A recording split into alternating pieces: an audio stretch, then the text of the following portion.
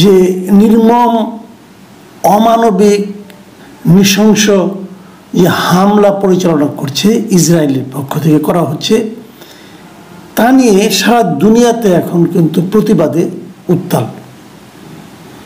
কেবল মুসলিম জনগোষ্ঠী নয়, অমুসলিম অনেক দেশ এ নিয়ে কিন্তু প্রতিবাদ করছে, ছাত্ররা প্রতিবাদ করছে। এই ঘটনাকে খালি মুসলিম নিধন নয়, একটা মানে আপনার মানবতার বিরুদ্ধে একটা নৃশংস কর্মকাণ্ড হিসেবে চিহ্নিত করে সবাই এর প্রতিবাদ করছে। এই প্রতিবাদের ঢেউ আমাদের দেশেও এসে লেগেছে এবং এটা খুব ইতিবাচক আমি মনে করি যে আমাদের দেশের মানুষও প্রতিবাদে রাস্তায় নেমেছে, ছাত্ররা ক্লাসরুম ছেড়েছে এবং আমরা গতকালকে এই দৃশ্যগুলো দেখলাম। কিন্তু সারা দুনিয়াতে যা দেখা গেল তার সঙ্গে আমাদের দেশের কিছু ঘটনা কি ভিন্ন একটা চেহারা নিয়ে আসলো না, যে চেহারা আমাদেরকে প্রতিনিয়ত লজ্জিত করলো। সোশ্যাল মিডিয়ায় কিন্তু আমরা বেশ কিছু ছবি এরকম দেখেছি। আমরা দেখেছি যে বিশেষ করে যে ছবিটা খুবই বেশি আলোচিত হয়েছে, দেখা যাচ্ছে লোকজন বাটার দোকান লুটপাট করছে, করে সেখান থেকে জুতো নিয়ে যাচ্ছে। এর একটা স্থির চিত্র মানে খুবই ভাইরাল হয়েছে, আপনারাও দেখেছেন, স্থির চিত্রটা সোশ্যাল মিডিয়ায় দেখেছেন। পরে আবার কেউ কেউ বলছে এই ছবিটা নাকি এআই জেনারেটেড, মানে আর্টিফিশিয়াল ইন্টেলিজেন্স দিয়ে এই ছবিটাকে ক্রিয়েট করা হয়েছে। প্রশ্ন হচ্ছে যে এই ধরনের ঘটনা তো ঘটেছে, একটা ঘটনা যে ঘটেনি, কারণ আপনারা নিশ্চয়ই একটা ভিডিও দেখেছেন। আপনারা দেখুন, আমাদের কাছেও আমিও একটা ভিডিও দেখেছি, সেই ভিডিওর একটা অংশ আপনাদের আমরা একটু দেখাই।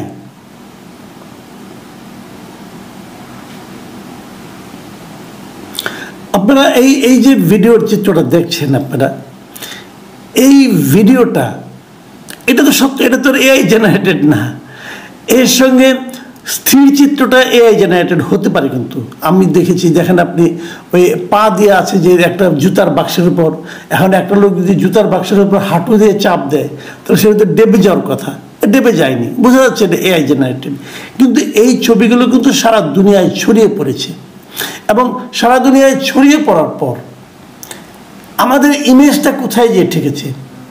আজকে আমাকে কুয়েত থেকে একজন হোয়াটসঅ্যাপে একটা মেসেজ পাঠিয়েছে, আমার মনে হয়েছে সেই মেসেজটা আপনাদেরকে একটু পড়ে শোনায়, তাহলে আপনারা বুঝতে পারবেন। তিনি লিখেছেন, মধ্যপ্রাচ্যের কুয়েত সহ অন্যান্য দেশের ফিলিস্তিনিরা বাংলাদেশের এই ধরনের প্রতিবাদে খুবই লজ্জিত এবং কুয়েতে বাঙালি অধ্যুষিত এলাকায় নিরাপত্তা জোরদার করা হয়েছে।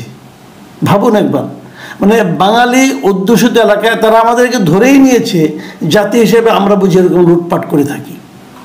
সবচেয়ে মজার বিষয়, প্রবাসী ফিলিস্তিনি জনগোষ্ঠী এই কর্মকাণ্ডের তীব্র নিন্দা জানিয়েছেন, কারণ কুয়েত, জর্ডান সহ মিডল ইস্টের বিভিন্ন জায়গায় এরা অ্যাসাইলাম নিয়ে কাজকর্ম করছে, তাই তারা এ ধরনের প্রতিবাদ সমর্থন করছে না।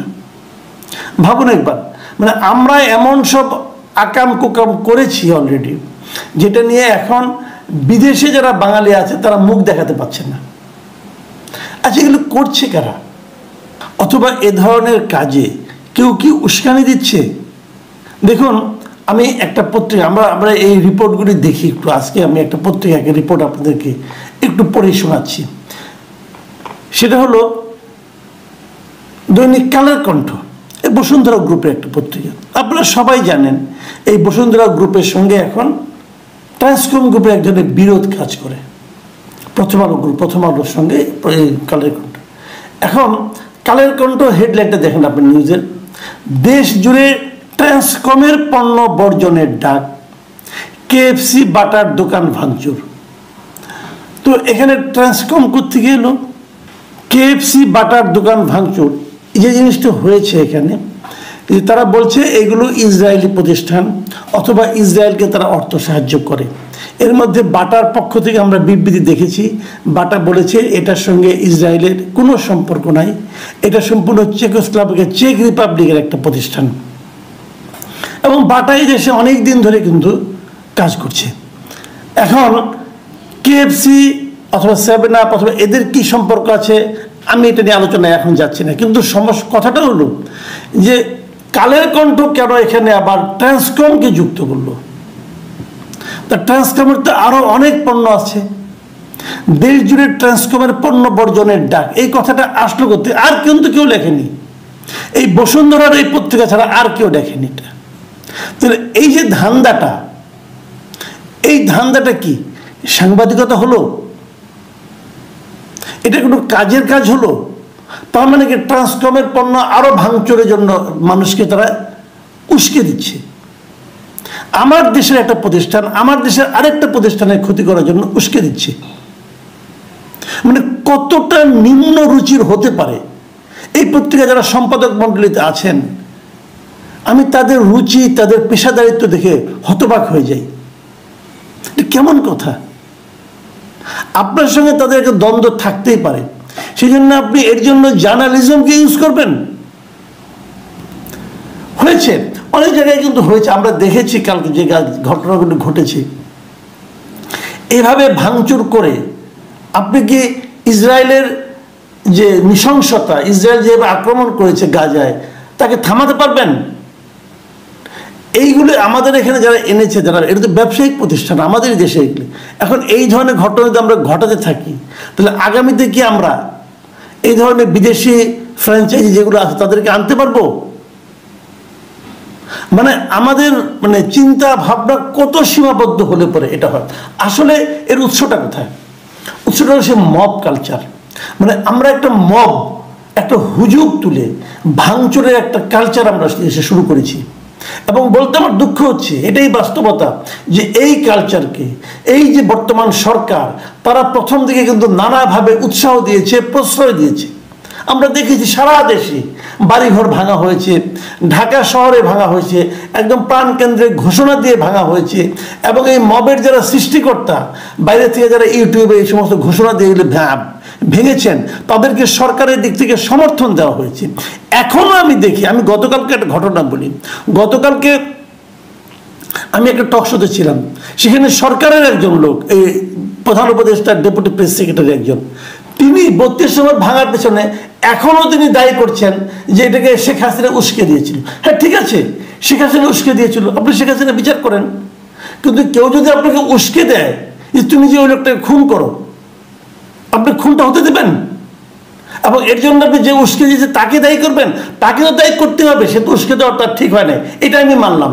কিন্তু যখন আমি দা নিয়ে একজনকে খুন করতে যাবো, আপনি আমাকে ফিরাবেন না, নাকি আপনি বলবেন যে আমি ফিরাবো না, ও উস্কাই দিল কোনো? এটা করবেন আপনি? এটা সরকারের কাজ।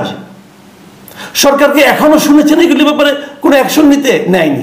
ওইগুলি অ্যাকশন নেয়নি বলে তাদের মধ্যে একটা ধারণা তৈরি হয়েছে। এই যে তথাকথিত তৌহিদি জনতা, যারা নিজেদেরকে তৌহিদি জনতা হিসাবে প্রচার করছে, তাদের মধ্যে একটা ধারণা হয়েছে এগুলো অবাধে করা যায়, কেউ কিছু বলে না। আমি সরকারকে এক জায়গায় ধন্যবাদ দেব।